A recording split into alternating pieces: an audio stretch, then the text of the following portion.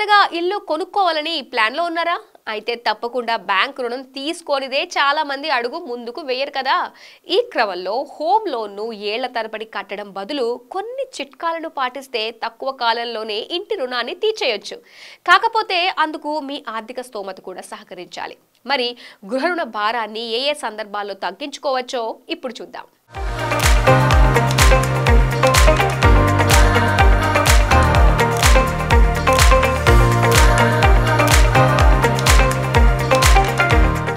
ఓ వ్యక్తి 60 లక్షల house loan పై 30 లక్షలకు పైగా వడ్డీని ఎలా సేవ్ చేయవచ్చో తెలుసుకుందాం.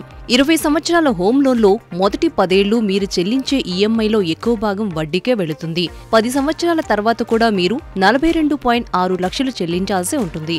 అసలు 60 లక్షల్లో 17.4 లక్షలు మాత్రమే తిరిగి చెల్లించుంటారు.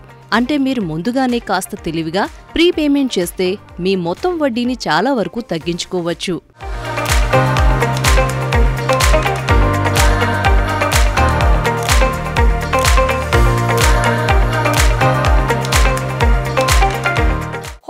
చెల్లింపుల్లో ఒక సింపుల్ ట్రిక్ ఏమిటంటే ప్రతి సంవత్సరం ఒక అదనపు ఈఎంఐ చెల్లించాలి. అంటే 60 లక్షల హోమ్ లోన్కు ప్రతి నెల చెల్లించే ఈఎంఐ 53,984.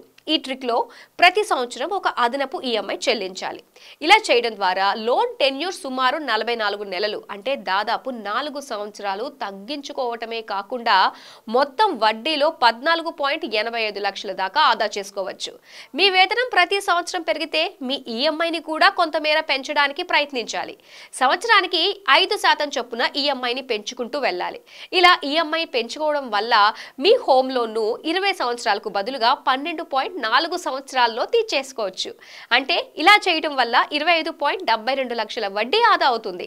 ఇలా 2 స్ట్రాటజీలు అమలు చేసినట్లయితే 20 సంవత్సరాల లోన్ 11 సంవత్సరాలలో చెల్లించడమే కాకుండా మొత్తం వడ్డీలో 30.6 లక్షల దాకా ఆదా చేసుకోవచ్చు.